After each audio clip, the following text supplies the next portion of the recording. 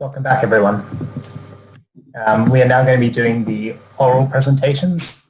Each presentation has a separate page on the virtual conference website with the video abstract and some information there, but it'll all be on this Zoom room. So I am Dylan Campbell. I'm a research fellow at the Australian National University. And I think first up we have Tolga Berdal, and who will be presenting the first oral on end-to-end, presenting on end-to-end globally consistent registration of multiple point clouds. Please go ahead. Well, thank you, Dylan. So I hope this is visible to everybody. So glad to present this work on registering multiple point clouds using learning methods. This work is in collaboration with Jan Gocic, Saifa Zhou, Jan Wagner, and Leo Gibas from Stanford University and ETH. Okay, so essentially what we are looking into is some form of a structure from motion problem, right? That's a slight alternative to this. So in such a scenario, we would estimate normally some pairwise information between images, right, that relates those images, and then estimate camera poses, and from that, estimate the 3D reconstruction. That would be a classical structure from motion scenario. Now, we will do it with point clouds instead, right? So this is slightly different in the sense that the 3D data would not have to be inferred from the images, but it is there. However, the alignment and the relationships between those in presence of clutter and occlusion is quite a challenging problem. So we study exactly this problem, right? Given a bunch of unordered, unstructured point clouds that we assume to have partially overlap, we are seeking for a globally consistent alignment of all these scans. And of course, in the context of this workshop, we present a deep declarative network to do so. Well, this is a pretty classical problem, I would say. It started actually in '99 when Puli at Stanford was trying to work on the Michelangelo project, right? And then it leaped into multiple groups working on multiple problems, multiple sub-problems, let's say. And many of those devised great algorithms for registering multiple point sets. And the research still goes on. So that there are probabilistic formulations, works that use priors, or even more based on the Lie algebra, and yeah, so many works exist in this domain. So from a classical perspective, we are looking into two problems. One of those is pairwise registration. So we just have all those scans, the S, and we are registering those scans with each one with the other one. Right, and the second stage is basically a global refinement, and in that stage we take all this registration information and try to globally fuse that into one coherent whole. And we see here two decoupled optimization problems actually, right? And our goal is basically to come up with an end-to-end algorithm to do this within a neural network. So let's look at these two problems now. So the pairwise registration is given 2 point clouds. We are seeking a rotation matrix and a translation vector. So rotation is in the special orthogonal group, and translation lives in a Euclidean space. And we like to minimize this energy, which is a basic iterative closest point energy, actually. So if the points are under correspondence, it's just R times pi plus t minus let's say the corresponding point. And how to estimate this corresponding point has been an issue, and is a very well studied topic. So in many scenarios, of course, this is kind of an argmax problem where we are required to pick one correspondence so it's kind of like a bijective map even, I would say. However, for implementation in networks, this is not really nice. So many people, including us, would replace this with a stochastic correspondence, in the sense that one point is assigned to multiple other points with certain probability rather than a single one, right? And this allows for a differentiable solution, basically. So we minimize this energy just by replacing this phi and by a classical minimization scheme. And of course, since we have that now, what we could do, we could further compute certain weights, and this would kind of allow us to have correspondences plus related confidences, basically, that we do by a confidence estimation block. And of course, we could now use different losses, for instance, a classification loss on correspondences and the transformation loss, because we know the ground truth transformations during training. We have such data sets now, even real. And the confidence estimation block is implemented as a neural network and comes on top of this registration result, features from the registration result. Okay, the second stage is global registration, and we handle this by what is called the synchronization of poses. And there's a CVPR tutorial actually today that we are also holding in this sync-in-vision.github.io link. So it is basically the synchronization is defined to be finding simultaneity or coordinating events to operate a system in unison. So what would that correspond to in our scenario? Well, we have such a scenario, right?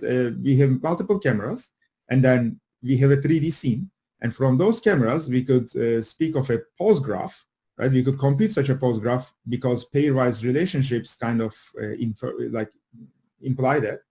And then we could, through some confidence estimation, so we could first, of course, compute the pairwise registration and then cut certain edges. Then this is completely heuristic currently. And then, and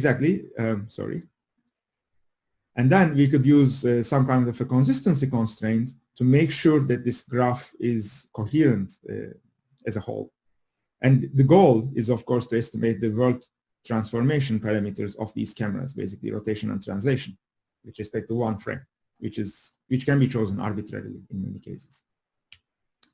So synchronization has been applied to many, many domains. It's from structure from motion to 3D shape matching, even segmentation. So that's a very well studied domain, but implementing synchronization within a neural network maybe is not that straightforward. There are only a couple of works, and we choose one of those. That the spectral clustering algorithm allows for a differentiable synchronization. So we have a degree matrix, and we have this this is basically like an adjacency matrix, but composed of rotations inside, and this d minus a would give us some graph Laplacian where the maps or the values or the labels of the edges are group valued, let's say.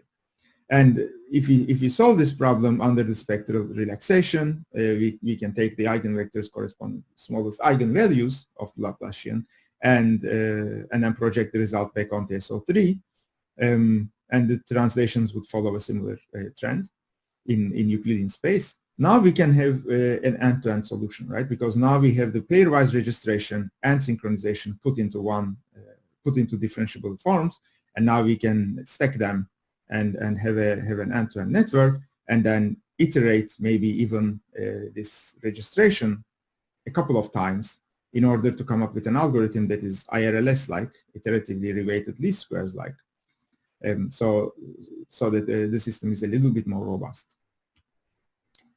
Okay, so this is the method.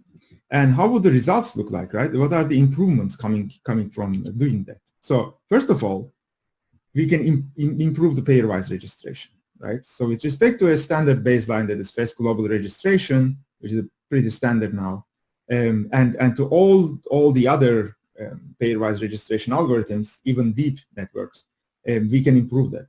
And that comes because of the powerful features, the FCGF features that we use, and second, because we are training it end to end, and then we are of course doing multiple iterations, and you can see the improvement in the table presented here, right? So we can then go to the multi-view registration setting where we can take ScanNet scenes and try to align them, right? There's a nice ground truth for that, so we can compare our methods. And we see that first of all, compared to pairwise registration methods, having a globally consistent alignment and an outlier filtering are crucial in getting good results. And in all of these, the best results are attained by a network that performs the synchronization on top of it. So we can also see some qualitative results, and you can see that on 3D Match, the state of the art, that is the SE3 IG, that's a synchronization solution as well, and uses our features, but not differentiable, well, not at least an end-to-end pipeline. And you can see that there's quite a bit of improvement with respect to that, and we are pretty close to the ground truth. And these results, I would say, are not really cherry-picked. We have many examples of that. And the same holds true for different scenes. Yeah, so this will be the end of my presentation, and we are making the code online. So the first stage of pairwise registration is already online, and the second stage is coming hopefully along these days, maybe after CVPR. Yeah, and you could also visit the tutorial on synchronization in Vision to get more information. Well, thank you. Thank you very much, Tolga. Does anyone have any questions for him? If you do, please put them in the group chat.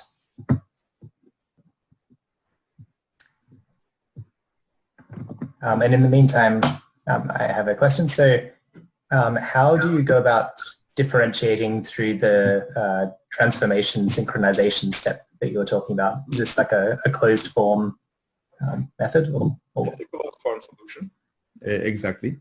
That's important, right? That's a good point, because we cannot really accept anything that first initializes and then performs some iterations and so on. That's kind of difficult to, I think, put in the network. Well, what we do basically, I mean, we use the standard solvers in PyTorch, right? And that will be it, basically, the way to differentiate. However, the formulation to differentiate, of course, is thanks to the spectral relaxation. Thank you. We have a question from the audience as well. So Vishnu asks, do you differentiate through the eigendecomposition of the Laplace one? So that's also another good question. We have multiple versions of this architecture where we do such differentiation, and we also avoid this differentiation and kind of just differentiate through the classification, for instance, and use that as an output. What we observe is, well, the result is not changing that much, actually, if you do that, but we could still do it, right? In fact, not doing that makes the training a little bit more stable, but you could also live with doing that and maybe get, if you do everything right, can get some slight improvement. Yeah. All right. Thank you very much, Tolga. I think we will move on to the next speaker now. But thank you. Okay, so the next speaker, I think, is Edward Greffenstedt, and he has sent in a pre-recorded video of his 15-minute presentation. So I'll just share my screen and play that.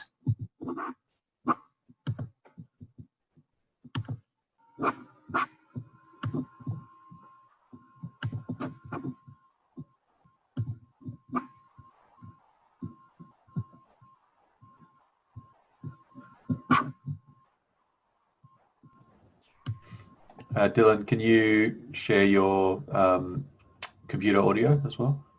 Sure.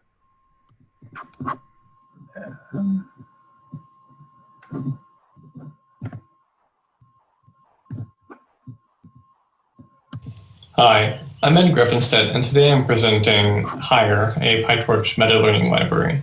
I'm not able to be here remotely to answer questions, but my co-author Brandon Amos will be here in that capacity. This is also joint work with Dennis Yaretz, Human Hood, Artem Molchanov, Francisca Meyer, Dal Kila, Kyungin Cho, and Sumit Chintala. This is all done at Facebook AI Research. So before we delve into meta-learning, I just want to unpack the anatomy of a training and an evaluation step.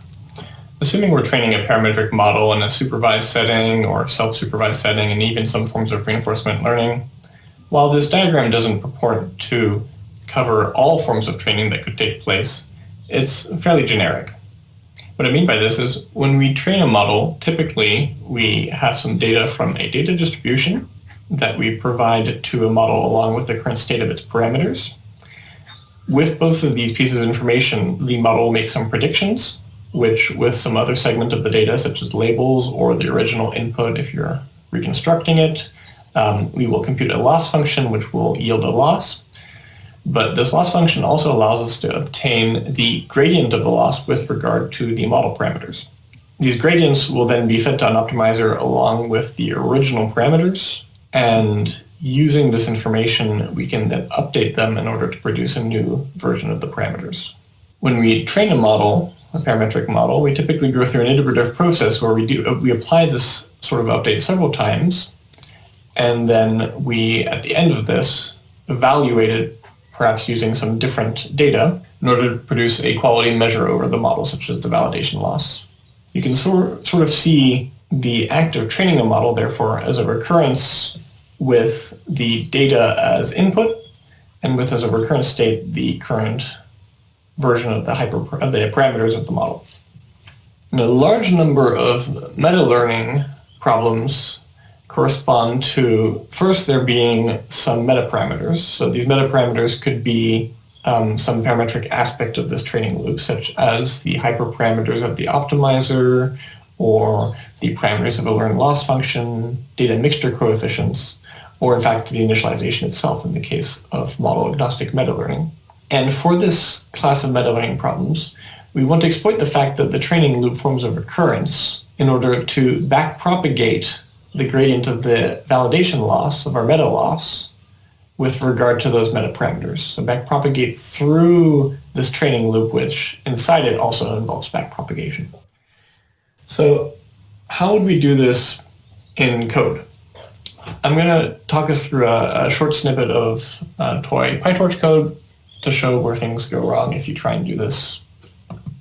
We want to meta-learn using an arbitrarily complex model that you define somewhere else, and perhaps an arbitrarily complex optimizer which you've defined yourself or are using from the large set of optimizers that your favorite deep learning library offers. And perhaps after defining the model, we also want to preserve a view of it over its initial parameters, for example, if we want to do mammal later. We're then going to define a training loop for this, so we're going to assume we're doing supervised learning here. So we iterate over pairs of inputs and associated labels in our training data, and at the beginning of each loop, we're going to zero the grads that are attached to the parameters in our optimizer. We're going to feed the inputs through the model in order to make predictions, and then feed those predictions to a loss function along with the labels, and we'll assume some extra meta variable phi, which we'll assume is a function of, the loss is a function of. And this, again, could just be the learning rate, or it could be some importance weights, or it could be whatever you want. After computing the loss, we call loss.backwards to compute the gradients of the loss with regard to our model parameters, and then we take an optimizer step. So this is all pretty standard PyTorch. After we've trained our model sufficiently, we want to get some inputs and labels from our validation data and compute the meta loss. Again, we're going to just run the meta inputs through the model and evaluate the loss with regard to the meta labels. And we'll assume here that phi doesn't play a part, that phi is a part of the, parameterizes some aspect of the training loop, not the validation loss. So you measure the loss. And now if we want to take the meta gradients with regard to, for example, the initial parameters, so the meta loss with regard to the initial parameters, you'll observe that in PyTorch these will be the wrong gradients, even though it seems like there's a path from the initial parameters through the training loop to the meta gradients. For several reasons which we'll go to in detail in the next few slides, these aren't defined. Likewise, if we wanted to take the gradient of the meta loss with regard to our variable phi, because the variable phi is not present in the loss function when you compute the meta loss, there is no gradient path in the way we've implemented things here that allows you to compute these gradients, even though they mathematically should exist. So let's talk a bit about why we can't do this before talking about how we fix it. If we look at these red arrows here versus the black arrows, technically the gradient, mathematically the gradient with particular assumptions on the class of optimizer and loss function, of course, the gradient of the updated parameters with regard to the input parameters, and in fact anything else within this yellow box, should be mathematically defined. But for practical purposes, and in fact sensible reasons, it's not actually the gradient path that's implemented in practice. Whereas the gradient paths in black are implemented because, for example, you need them in order to compute the local gradient of the loss with regard to the model parameters.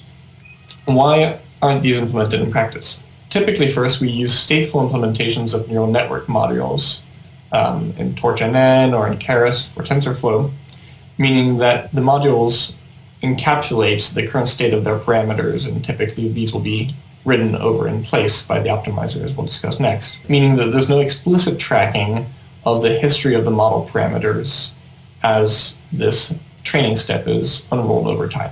So in order to track updates to parameters on the gradient tape or an implicit or explicit backward graph, what's typically needed to be done is to rewrite your model in a functional or stateless style that takes as additional input the current parameters being fed to it in order to track the history of those parameters explicitly in your backward pass. So reimplementing models in this functional or stateless form works. In fact, that's what most people do when they experiment with things like MAML.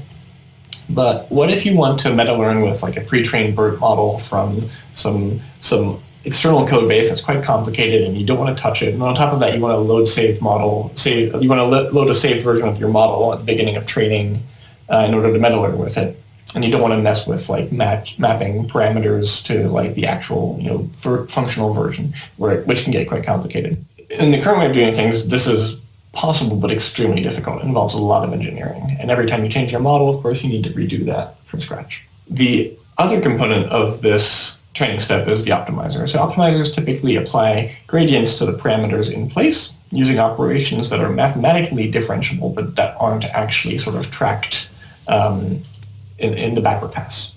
And this is a sensible thing to do to avoid memory issues, because you don't want to have to keep the intermediate state of every time step of your model throughout training, and we'll go into like what that actual cost is a bit later. And on top of that, you don't really want to accidentally backpropagate gradients to previous steps of training when you're not doing meta-learning. So it's sensible to do this in place and not track gradients normally.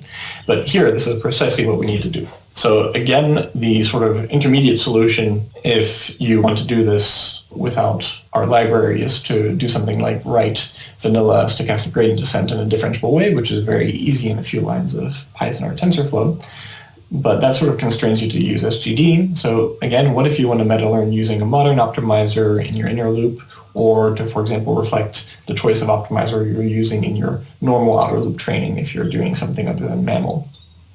Let's take a look at our code that reflects what we want to do but can't, and see how we can change it to use higher in order to get it to do the right thing with relatively few changes without diverging from fairly canonical PyTorch. So let's start with this view on initial parameters. We won't need that, as we'll see later, and we simply remove it and import higher at the top of our code. And the next thing we're going to modify lightly is our training loop.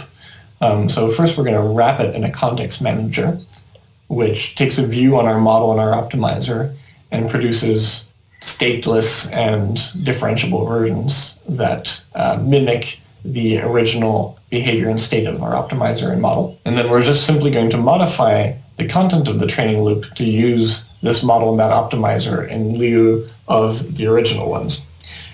In particular, this removes the need to call zero grad in backward, since we're going to be, this is not needed because we're not doing things in place anymore, and this is not needed because it will be incorporated into the differentiable optimizer step. So as I said, we simply replace our call to model with our call to f model here and change nothing else. We change our method invocation on the optimizer to 1 over the differentiable optimizer, and we have to feed as an additional input the loss so that it can take the gradients. So those are the minimal changes, but under the hood, this is sufficient for us to then, in our final bit of code, modified the computation of the meta loss by calling the f model instead of the model. And now we can successfully take gradients of the meta loss with regard to the initial parameters, for example, by using this convenience function fModel.parameters, which allows you to take it with regard to a particular time step in your unruled loop. Or we can simply take the gradient of that meta loss with regard to phi, and again here, that will automatically be the correct gradient with these minor changes. So how does this work? Under the hood, we're going to be monkey patching the torch module for the model that you're using in order to be able to implicitly track the history of the weights over time, over the unruled training loop, so that they can be updated with differentiable operations in the optimizer rather than in place.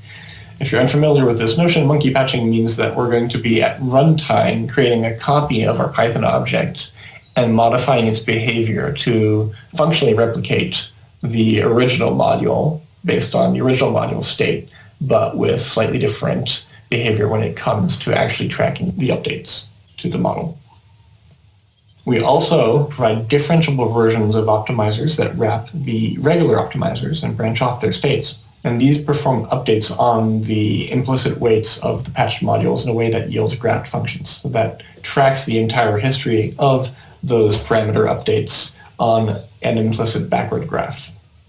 This means that we can do things like I showed in the earlier code example, or to give a more sort of like popular kind of algorithm example, we can implement mammal training in 15 lines of Python, not counting the lines where we define our optimizers and models, but crucially, we don't have to count those because you can swap the model, you can use something completely different, or you can use different optimizers here without having to rewrite anything from scratch. And as you can see here, the actual implementation of model agnostic meta learning here uses entirely canonical PyTorch, save the parts in bold, which is where we define the context manager and where we compute the loss step. So what's supported by this library? It supports any model that subclasses torch.nn module. That's including third-party code bases, anything that branches off from this, even outside of the sort of core PyTorch code base. That means nested modules, modules with shared weights, state, so it supports batch norm, pre-trained weights, existing save modules. It doesn't matter if they were trained without knowledge of the existence of this library or by someone else, you can use this out of the box. And we support every optimizer in torch.optim except sparse-atom and LBFGS. And as a warning, there are some possible grad stability issues or correctness issues for AdaGrad and RMS prop that are being fixed. And crucially, this allows us to do out-of-the-box meta-learning on GPUs. There's no reason you can't do that. It's basically using PyTorch's autodiff engine under the hood. So even though we're doing something fancy with regards to the monkey patching, it runs as fast as if you wrote a manual version of the model yourself, and you can use all the PyTorch machinery for GPU computation. So what's the catch? Well, inherent to this entire class of meta-learning algorithms, there's a space complexity attached with unrolling your training loop, which is ON for n steps unrolled. You can get around this with things like gradient checkpointing, which is not supported out of the box for this library due to how it's implemented in core PyTorch, but a manual implementation of gradient checkpointing could be done. There are thorough unit tests for the library, but there's no blanket correctness guarantees for complex or exotic model architectures, and that we develop this primarily reactively. If someone notices there's a significant problem, then we can investigate, but we can't guarantee upfront that this will always work for everything. We're just fairly confident it will. There are possible gradient stability issues for differentiable optimizers as the number of unrolled steps increases, and this is somewhat inherent with this class of meta-learning approaches. We have some mitigating strategies that are implemented for ADAM and SGD, but for other optimizers it's still experimental and, like anything, not perfect. Obviously, it's beta software with a fairly small development team, so other bugs and memory issues may still arise, and we're reliant upon the community for flagging them so that they can be fixed. So you can use it now. It's pip installable because it's on PyPy. So just pip install hire, and in your code import hire and start meta-learning with very little overhead. If you want to learn more, you can look at the actual implementation of it on GitHub, and we have some docs in their fairly basic state on Read the Docs, which are going to be expanded upon in the coming months as time permits. So thank you for listening, and if you have any questions, I'm sure Brandon will be happy to take them.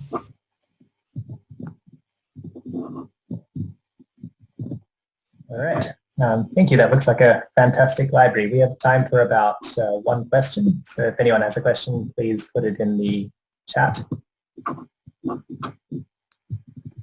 And I think Brandon is online and able to answer questions if you have them.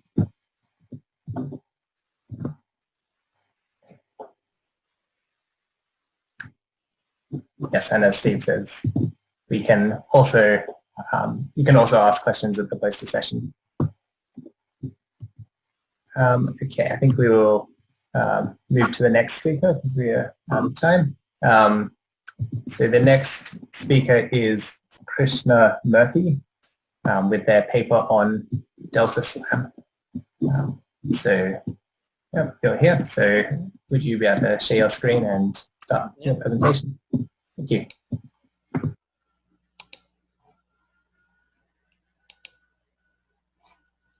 Just let me know if my screen is visible. Yep, it's visible. Thanks. Okay, so thanks. It's good to be here at this virtual workshop. And today I'm going to be presenting my work, Grad Slam, and it's titled Automatically Differentiable Slam. And this is joint work with Ganesh Iyer from Carnegie Mellon University, Sarush Suryasthi from Concordia University, and myself and Liam Paul, we're from Mila and the University of Montreal. And yeah, without further ado, I'll just get started. So we're tackling the problem of SLAM, or simultaneous localization and mapping, and this is a key problem in robotics, especially if you want robots to operate in previously unseen environments. SLAM has been traditionally the way this problem has been solved. In this particular paper, we're focusing on dense maps that are constructed from RGPD cameras. So the last decade or so has seen lots of improvements in deep learning, and with that, naturally, deep learning has been thought of as the next frontier in SLAM. But there's several interesting challenges that SLAM poses for deep learning. SLAM is a sequential process, so there's all of your IID assumptions that go with traditional ConvNet training on static images that go out of the window. And modern SLAM systems are very heavily engineered for specific like robot sensor environment configuration. And also the fundamental question of what in the SLAM pipeline needs to be learned opens up a lot of design choices. So in this work, we take a new approach to SLAM from the perspective of differentiability. This is to say, if you look at a traditional SLAM system, it receives sensor data, and then the SLAM pipeline produces a trajectory and a map. So it's a state estimate that we denote by M here. SLAM is thus a function that takes sensor inputs and gives you a state estimate of the environment.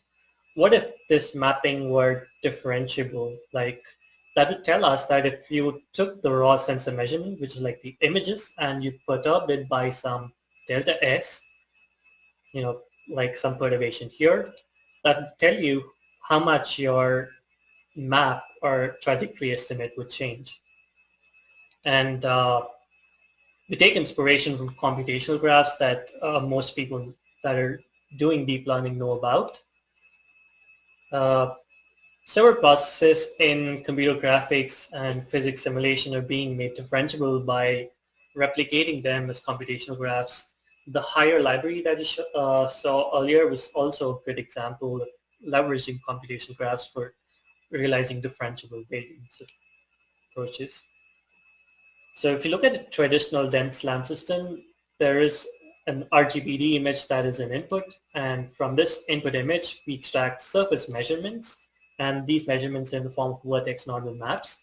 And the underlying geometry is then reconstructed in the local frame, which gives you a local map. And we assume we have like a global map, which is initialized to blank, voxels or points. But as time progresses, you have some persistent estimate of a global map, which you raycast and then align with the local map to get and perform fusion to update the global map. And this process is repeated each frame. And several processes shown here in like red boxes, these are not differentiable. So with the idea of making all of them differentiable, we propose GradSlam. GradSlam basically comprises several differentiable SLAM modules which you put together. So there's differentiable visual odometry modules and differentiable nonlinear least squares modules and dense mapping as well as ray differentials. For the purposes of this workshop in particular, I'm going to focus on GradLM because that's of relevance to most of the audience that's joined here. GradLM is a differentiable Levenberg-Marquardt optimizer. So a lot of problems in robotics and computer vision, they're formulated as nonlinear least squares problems. And a typical nonlinear least squares problem involves minimizing a cost function C with respect to a few parameters X. And the cost function is a sum of squared residuals, as you can see here. And each term is a nonlinear function of X. And due to this nonlinearity in practice, it's hard to find a global minimizer of this problem. Instead, what we do is we start with an initial guess of the solution and we gradually descend the loss landscape until we get to a local minimizer here. And convergence does not necessarily mean in this case that we've obtained the global minimizer, which could be different.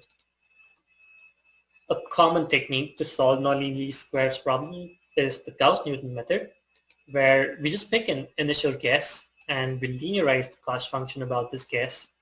And we then solve the linear least squares problem. This gives us a new guess. We then relinearize about this new guess and then iterate on convergence or until a fixed number of iterations is reached. The good thing about Gauss-Newton method is it's differentiable, it's analytically differentiable, and you could keep unrolling the Gauss-Newton optimization process as a computational graph and then backprop through the unrolled graph.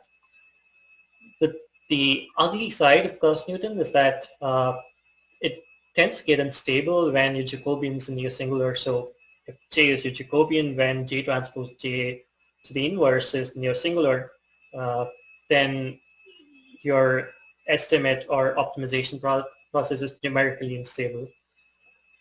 Further, there's like no convergence guarantees. You could start off at some point, and then since there's no real check as to whether you're converging or diverging, depending on how your Jacobian is conditioned, you might even overshoot the minima and then move on to a totally different part of the landscape.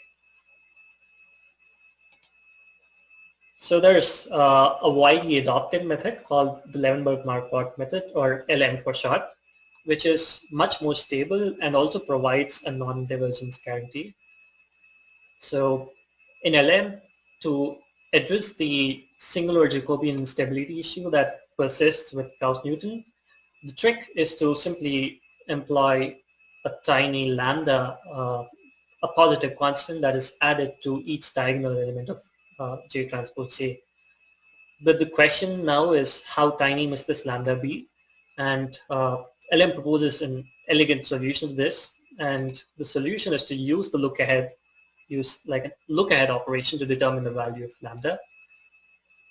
So what we do is we basically take the gradient at this point and then look ahead to see if the solution actually diverges. If it does, like in this case, we then increase the value of the damping factor lambda. So we become more conservative and take a much shorter step. And we keep repeating this step until we get a step size that is suitable, or we determine that we've converged if even after trying for a while we don't get a suitable step size. While this look-ahead operation is definitely attractive because it lends a non-divergence guarantee to LM, the flip side is that it results in this discrete switching-like behavior, because at every step you're looking ahead and then you're deciding whether to take a step or whether to retain the current guess and try another look-ahead factor. So the key idea in GradLM is that this switching behavior is still predictable, because you want to damp or increase lambda only if you're outside the trust region. That is, if your look ahead error is increasing. But if you're within a trust region, that is, if you look at it, error isn't increasing, you want to undamp or decrease lambda. This is very similar to logistic functions that we always encounter in classification, like the sigmoid or the softmax. So we employ a generic version of the logistic function, as shown here, to update the we reparameterize the damping coefficient update by using a smooth like logistic function, and similarly we reparameterize the state update or the parameter update using a very similar logistic function. So if you were to think about it intuitively, here's like a little mental picture. You'd have step sizes lambda usually be discrete. This is like a increasing sequence of lambdas, and this results in gradients being non-zero, like zero or non-existent almost everywhere. Over all of the constant parts, the gradients are zero, and at the points of inflection, the gradients are not defined. So in our case, we have like smoother variants, so we get smoother gradients. We use GradLM as a key building block to realize several differentiable slam systems. There's also other subsystems that come into play, like differentiable raycasting and mapping, that I won't be able to cover in this talk. But we're able to realize an exhaustive set of SLAM systems that work across a variety of map representations, like truncated sign distance functions or circles or point clouds. And these differentiable SLAM systems run entirely on the GPU, and their accuracy is very similar to non-differentiable counterparts. We've evaluated GradSlam on real sequences from the TM RGBD benchmark shown here, which is significant amounts of sensor noise. We don't do any sort of noise filtering here, just to keep GPU memory usage manageable. And this is on a real sequence capture from an Intel RealSense camera. We now demonstrate a few applications of this framework. So we've developed this framework where we're now able to backprop through the entire SLAM system, but we're now looking at what does this probability or differentiability give us. And for this, let's just consider an RGBD image, which is passed through the differentiable connect fusion pipeline to output a noisy reconstruction. And we compare this reconstruction with the true map, and the gradients with respect to this error are backpropagated all through to the original image. And now we take this new image and we cut out a hole in this image, and we repeat the process. If you note, the reconstruction is, it has a hole here. So if you backprop again and compute gradients, and if you take the difference of these gradients, you actually see a peak here, which is caused by this hole. For a better illustration, you can see here where we have an occluder that's randomly spawned in front of the camera, and we keep moving it, but GradSlam is able to backprop through the SLAM system and figure out the exact pixels in the image that are resulting in a greater gradient magnitude. So it's able to associate 3D errors to 2D image pixels, like the errors in state estimates with their original sensor observations, which is key. We use that to now do a bunch of tasks like depth estimation or RGB image completion. So over here we take a noisy initialization for an RGBD pair. It's a sequence of 4 images where the first image is initialized with noise, and the other 3 images are retained as ground truth. So we compute the true map using GradSlam. Like we compute a noisy reconstruction using GradSlam. We also get the true map using like GradSlam on a non-noisy frame, and we compare the 2 maps for similarity and backprop, and we run few iterations gradient descent, and in about 400 iterations as shown here, we're able to recover the depth and RGB images. And on the right, you can also see a few cases for which we recover depths even for pixels that are not measured by the depth sensor. So, or here is an example where we denote per pixel sensitivity to the eventual reconstructed map. Pixels that are not imaged in the depth map do not contribute a lot to 3D reconstruction, but pixels along edges contribute more. There's also an interactive visualization that we developed where people can take a reconstruction, arbitrarily click on points, and then look at what image or what image pixels caused the greatest change in those points. So we've restructured GradSlam as a PyTorch library that can be used to run non-differentiable or differentiable variants of SLAM, and we hope to make it publicly available soon, most probably by the end of this month. To follow more updates on this project, please visit montrealrobotics.ca/GradSlam. You can also watch our GitHub repo to get notified when the code is out there. And thanks for tuning in, and I'm happy to take any questions you might have. Thank you very much, Krishna. That was excellent talk. If anyone has a question, please put it in the group chat. And I'll just, there's one here already, so I'll read a question from Utkarsh Singhal. So in the sensitivity map in the previous slide, it seemed like there were vertical bands. He wants to know what is the reason behind those. Okay, so the vertical bands are, they're, to the best of our knowledge, they're basically artifacts based on varying depths at which the sensor measures. So in this case, the image is sort of tangential, so there's like depth discontinuities in the image which manifest in this way. And as we'd imagine, if we had a more frontal view, you would not be able to see these occlusions. So these are predominantly caused due to surfaces that are angular.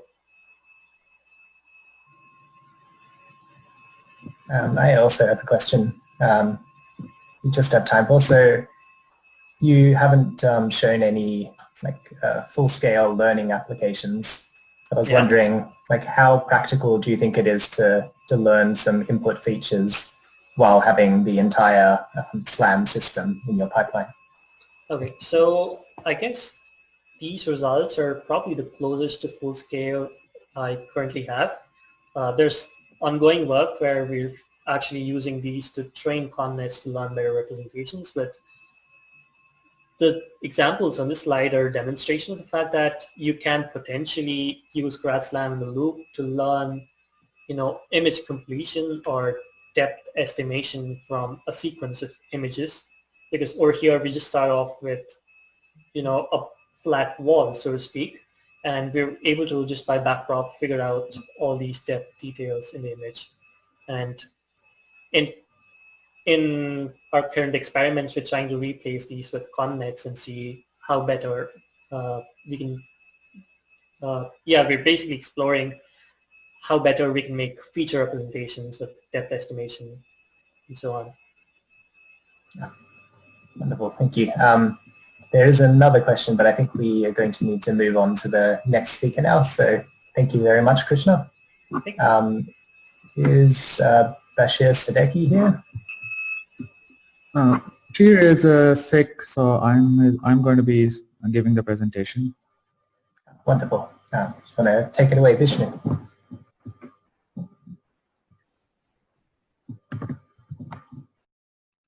Okay, I hope you can see my slides. Yep, they're visible. Okay, thanks.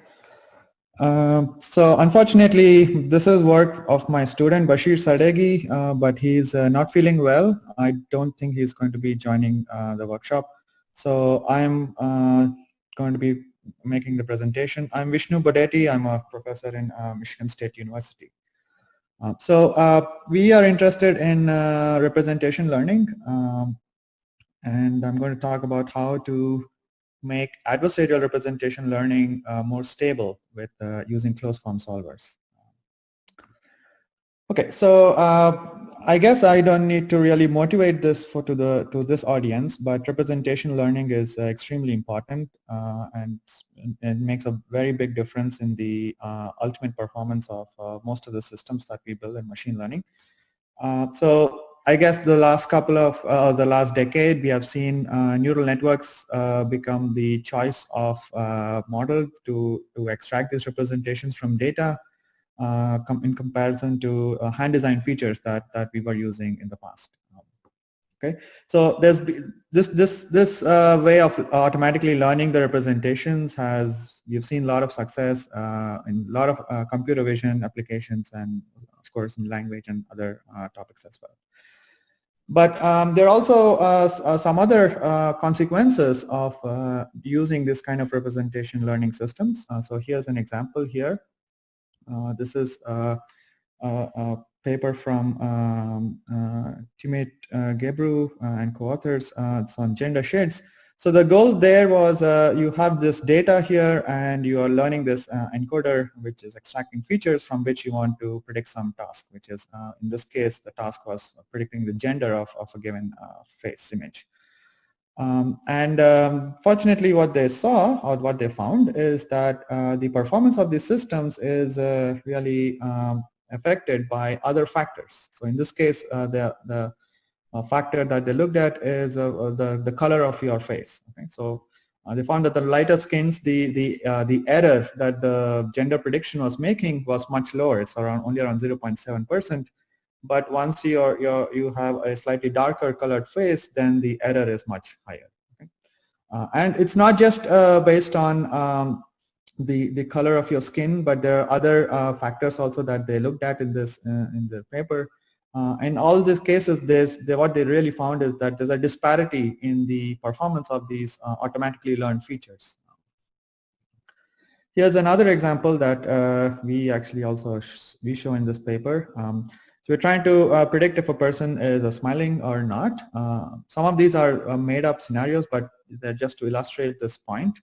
What we found is that the features that we are learning to predict whether you're smiling or not also contain a lot of your gender information. So for example, if I take these features which I'm learning for the task of predicting your smile, if I take the feature and build another predictor just to predict your gender, then that actually has a pretty high performance. It's 82%. So that means this feature has a lot of information about your gender, even though that's not the task of this.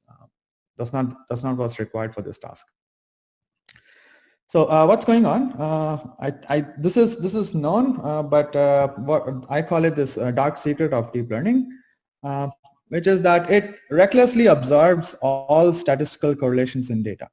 Whether they are necessary or not necessary doesn't matter. If a statistical correlation is there in the data for your problem, it's going to use it, whether we want it or not. Okay. So right now, the methods that we have for learning these representations, we really do not have much control over what statistical information or what information is being extracted from these images. So why is this a problem?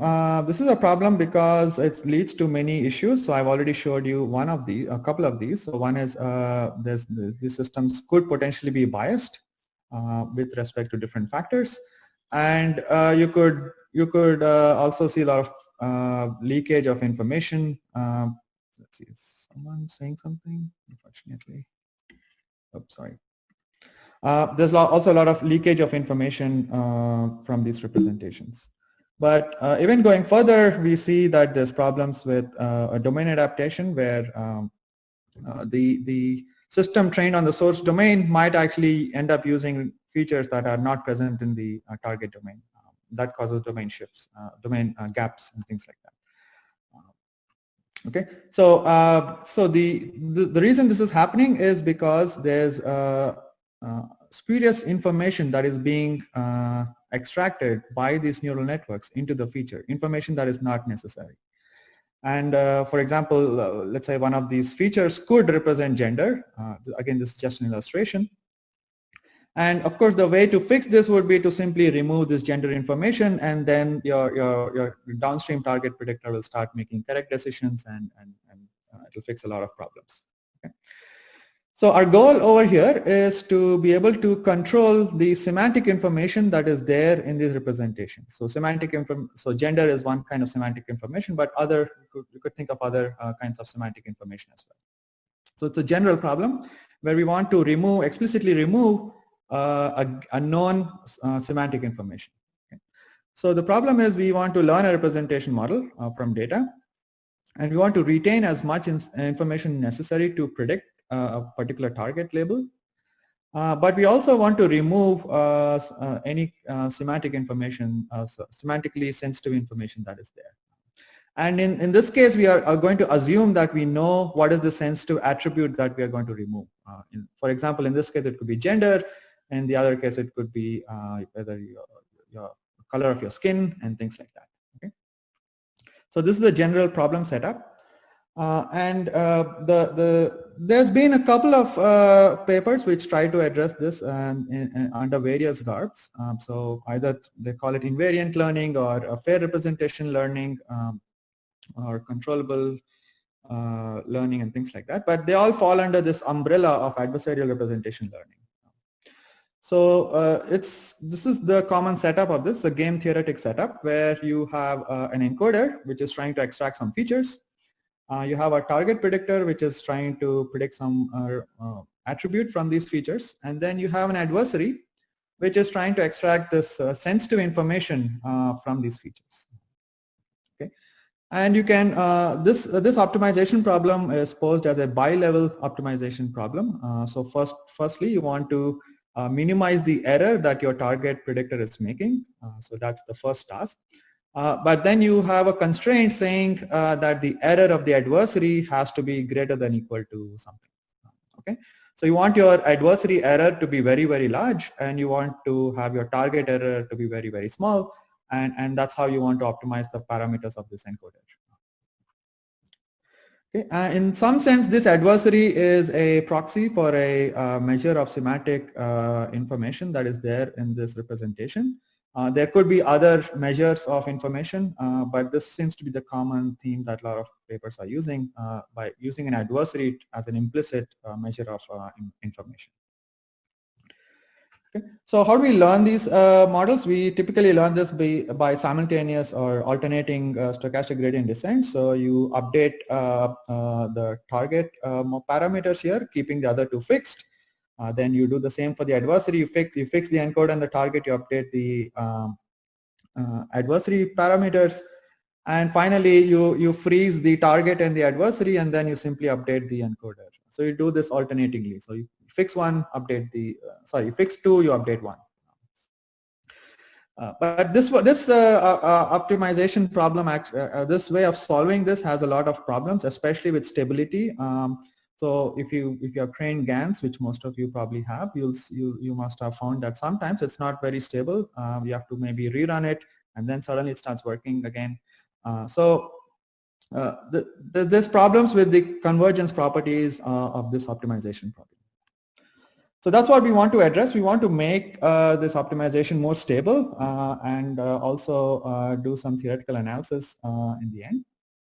So our solution is to replace the target and the adversary by closed form solvers. So usually people use neural networks over here for the target and the adversary, but instead in this paper we say, okay, let's actually replace them by kernel-rich regressors in our case, but it could be any other closed form solver as well. And now the optimization problem actually looks like this. So you want to optimize your encoder parameters theta e, but the encoder parameter theta e depends on the optimal theta y, which is the parameters of my target, and the optimal parameters of the sensitive attribute here. Yes. Okay. So here's where you have this argmin sitting inside over here, and this is our connection to this declarative networks. Okay,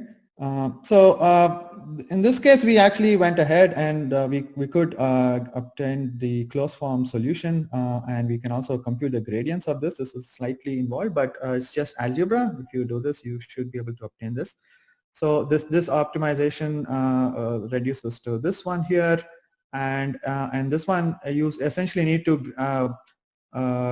backpropagate through this projection and then the projection backpropagation involves this term here. This M is a pseudo inverse least squares kind of projection operator. So the gradient of that you can actually derive. It's a little ugly looking, but it's doable. So what does this do? Let's see some examples, some experimental results to see if this actually helps and how is it useful. Here's a toy example where we have 4 Gaussians over here, and we have 2 attributes to these Gaussians.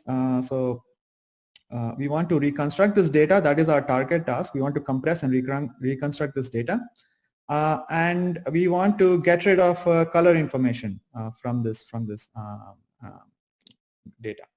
So that's our goal here. So we have 2 objectives. We measure 2 objectives. One is the objective for the target. So the target MSE, you want to minimize this. And for the adversary, you want to maximize it. So the ideal point is somewhere over here. And any curve that is closer to this ideal point is a good curve. So these big blue and red bands that you see, these are what you get when you do this alternating stochastic gradient descent. And they're very unstable. You have to run this many times. So in fact, we have to run it like 10 times to actually get to a good solution over here. But if you see the range of variation over here, this is the kind of solution that you get. So our solution, the closed form solution, the green curve, you can see it's right at the bottom. It's very stable. So even if you run it many times, you actually get the same answer. It's very stable. There's no alternating optimization. And also the result is pretty close to the black line here. The black line is the ideal trade-off that you can possibly achieve. That is the theoretically ideal trade-off, which we also derived in this paper. So it's getting close to that, but it's also extremely stable. Okay, we can actually obtain the ideal trade-off. That's what I'm showing here, but I think I'm running out of time, so I'll skip this part here. In terms of mitigating privacy leakage, we revisit this task of predicting smile and removing gender information. So if you look at the raw data here, you can do pretty good job of predicting the smile, but the representation also has a lot of gender information. So the delta here is telling you how much this gender prediction is away from random guessing. So the absolute difference between random guessing and the adversary accuracy. So you want this gender prediction to be as close to random guessing as possible. So there's a lot of information, so delta is very high. So this is the traditional way of the alternating optimization. These 2 methods, they still leak information, but in our case, we are able to completely close this gap down. So this is possible because in this case, these 2 attributes are independent of each other, so you can actually remove all information theoretically. So we do actually hit that theoretical point. So here's another scenario where that is not the case. The 2 attributes are related to each other, so you cannot completely remove smile information while being able to predict whether you have a high cheekbone in this case. So what you'll end up with is a trade-off. There's no way around the trade-off. So again, the ideal solution is over here in this case. So higher target accuracy and higher adversary. And adversary needs to be around chance, so 50%. So the green curve is the closed form, while the blue and the red are the alternating optimizations. So this is also much faster. So it's about 3 or 2 times faster for training because we have to only train this once. You don't need to run this many times to get a stable solution. Okay. So to summarize, we propose to use simple learning primitives within adversarial representation learning. And this helps makes adversarial representation learning much more effective and much more stable in practice, even on large data sets. Okay, that's all what I have. Thank you. If you have any questions, I'll be happy to answer.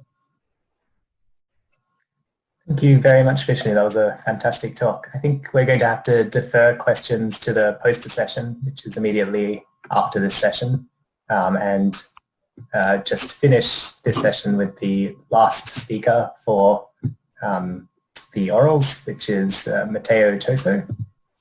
You here? Hello. Just right. share this.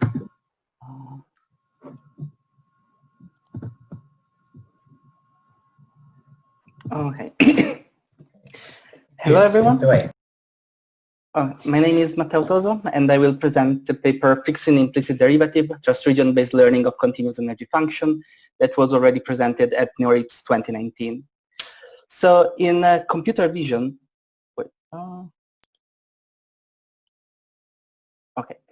in computer vision, many tasks can be described as energy minimization problems, where we have some sort of data and we feed it to an energy function that depends on some hyperparameters. We minimize the energy and get some reconstruction. And the practical examples we consider in our work are human pose estimation from multiple cameras and the fusion of multiple visual trackers. So let's say we have one of these energy minimization problems and we want to estimate how accurate it is. We might introduce some loss function in which we compare ground truth and reconstruction. But the problem is that we are likely to see that whatever minimizes the energy will not necessarily minimize the loss. And this is because when we build our energy, we do some approximations, plus our data can be noisy. So what we'd like to do is to learn the ideal configuration of hyperparameters so that when we minimize the energy, we also minimize the loss. And to do this, we can take our energy minimization problem and insert it into a bigger optimization over the hyperparameter space. And this gives rise to a nested optimization problem that is not always possible to solve because, as was already mentioned today, differentiating through an argmin, it's not always easy, not always possible. So a common solution is to use implicit differentiation. And the idea of implicit differentiation is that as long as we can find a way to compute the Hessian and Jacobian of the energy at the minimum, regardless of how it was actually obtained, we can get the gradient of the reconstruction with respect to the hyperparameters. So this is a very interesting result, very useful, and it can be proven that if our energy is strongly convex, let's say if it's quadratic, we can actually guarantee that hyperparameter optimization will converge. Sadly, in our work, we show that this is not the case if the minimum of the energy is better approximated with something that is as a higher order than quadratic.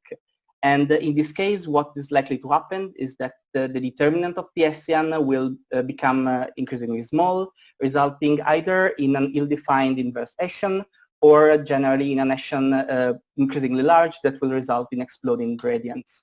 And as a solution, we propose a different framework we're calling Weberian learning. And the idea is, first thing, we approximate the energy minimum with a functional of the hyperparameters. The idea is that if the energy is well-behaved enough, for the purpose of computing the gradient, we can locally approximate it with something that could admit a closed-form solution. And this is what gives the name to our approach because it's reminiscent of how in Weiberg optimization, one divides the parameters into classes, keep one constant and see that with respect to the other parameters, it's possible to find a closed-form solution and then replace these latter parameters with their analytical form, meaning that we have an optimization in a lower dimensionality space. The second step is showing how implicit differentiation can be derived from the Newton's method. The idea here is that if we start with some energy function that should work with implicit differentiation, let's say strongly convex function close to the minimum, and we fix the hyperparameters, if we start close enough to the minimum, what we can do is we can locally approximate the function with a second order Taylor expansion, obtain from it the Newton's update rule, and this will move us towards the minimum. Once we are at the minimum, this Newton update rule will become a fixed point equation. We then ask ourselves, well, what happens now if we change slightly the hyperparameters? If the perturbation is small enough, the energy will change its shape. It will have a new minimum, but this new minimum will be still close enough to the old one that starting from the old minimum, a single iteration of the Newton's method will push us towards the new one, and we can then reevaluate the fixed point equation in this new minimum. If we then consider the limit of the perturbation going to zero, this will give us the same gradient update of implicit differentiation. And The idea is that Newton's method has the same weakness, same instabilities of implicit differentiation, because its update step depends on the same inverse Hessian. So we wondered what would happen if we started instead with a different optimizer, and we chose the trust region method that, as mentioned in the previous presentations, adds a small diagonal term to the Hessian before inverting it. And the idea is that we then are solving the same quadratic programs of Newton's method, but with the upper constraint on the size of the update step. And this means that when we are dealing with energies that are strongly convex near the minimum, we have the same convergence properties of Newton's method, but when Newton's method starts to fail, we have better performances because our update steps are dumped. And if we then take Newton's method, trust region method, and feed it through the same process we use to derive implicit differentiation from Newton's method, we obtain a new gradient rule that is very similar to the implicit differentiation one, but adds a diagonal identity term to the Hessian before inverting it.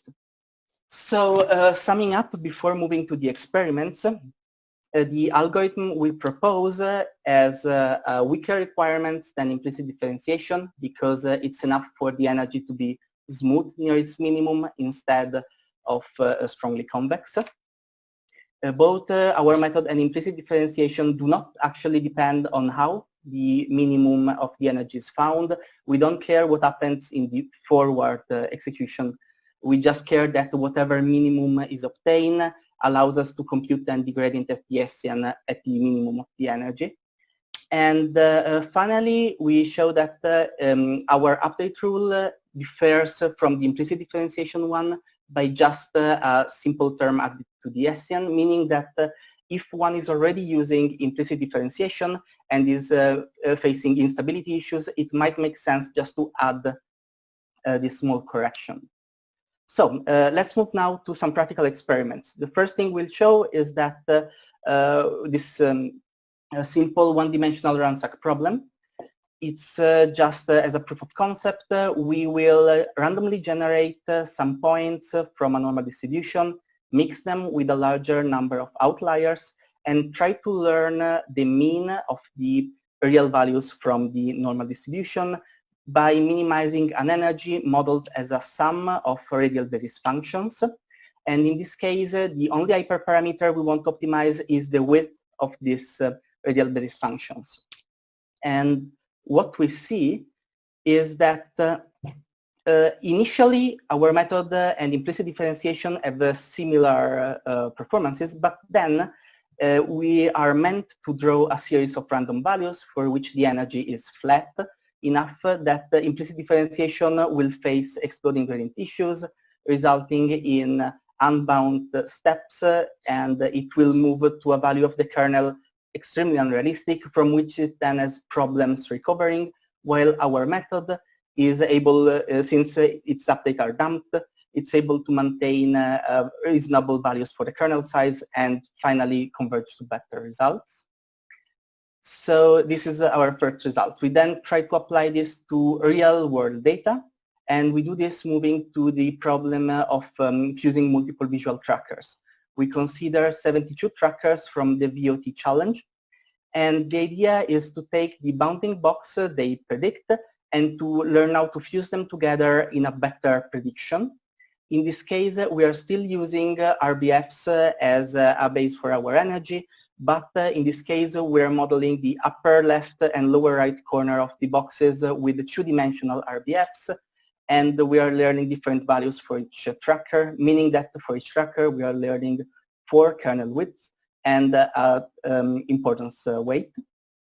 And what we see in this case is that we start with our training data, we feed it to the trackers, and what we obtain is something that can be interpreted as an energy function, is something that can be interpreted as a density map.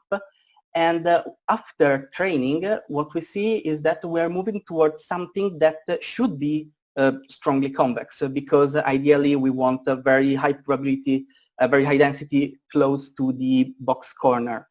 But the idea is that while moving from the initial situation to the trained model, we are meant to pass through a configuration in which the energy will be flat enough for implicit differentiation to fail.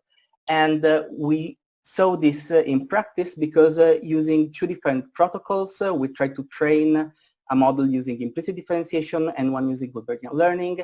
And what we saw is that implicit differentiation did not allow our model to converge. While using Weberian learning, we are able to outperform even the best tracker of the challenge or the average of all the trackers' output. So the next step is moving to a different task, human pose estimation. And in this case, what we're doing is we are considering a model that takes two-dimensional poses from 4 points of view and minimizes an energy that's based on the Huber norm of two terms. One makes sure that the reconstructed pose is compatible with the 2D inputs, while the other makes sure that the reconstructed pose is realistic by using a probabilistic model of the human body. And the idea here is that we are actually not interested just in the output of this energy minimization, because in practice this problem is solved multiple times for different probabilistic models and different configurations, and then the outputs are fused together. So we are interested in optimizing the final reconstructed pose and not exactly in what happens after each single energy minimization. And in this case, we have a very large number of hyperparameters because the probabilistic model alone has thousands of parameters. And in practice, in the original version of this model, only a small number of hyperparameters were optimized, the one used to fuse the poses and to regulate their scale. And what we decide to do is we try to change how the input poses are produced, how the 2D poses are obtained, moving to a better detector that sadly has a different distribution of the body joints and has one less joint. And what we see is that obviously if we just feed these new poses to our model, we obtain much worse results because the input poses are not compatible with the probabilistic model and we would need to retune all the hyperparameters. And using implicit differentiation or Weberian learning, we can do exactly this. We are able to simultaneously optimize all hyperparameters, and what we obtain are results that are even better than the ones of the original model. And at the time we first submitted this work to New Rips over 1 year ago, they were actually state-of-the-art for multi-camera human pose estimation. So in conclusion, we propose an approach that is more robust than implicit differentiation that can be applied to a strictly larger class of problem. And we have shown how it's easy to move from implicit differentiation to Weberian learning by adding a small correction. And we have also shown how this is not just a hypothetical problem, but how even for simple practical problems, implicit differentiation can fail. Code for our experiments is available online, and I welcome any question you have at the poster session. Thank you very much for your attention. Thank you very much, Matteo. That was a fantastic talk. So as you just mentioned, this wraps up the oral sessions, and we're going to be moving on to the poster sessions now. So I think Steve is going to copy the Zoom URLs into the chat so that to make it convenient for everyone to get to. But how this will work is that each different paper will have a separate Zoom room, except for the first paper, which is in this room. And every single paper also has a separate page on the virtual conference website, which has the abstract, the slides, and a 2-minute abstract video.